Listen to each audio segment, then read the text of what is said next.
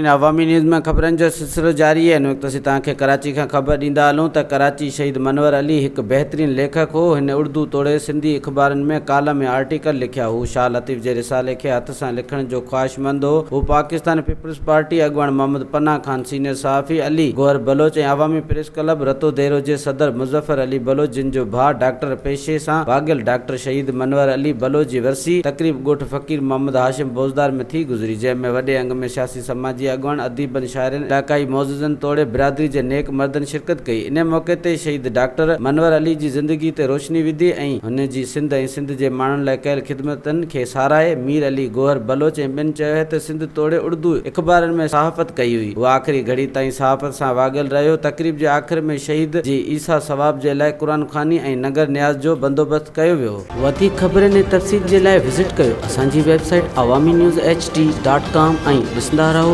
Awami news HD।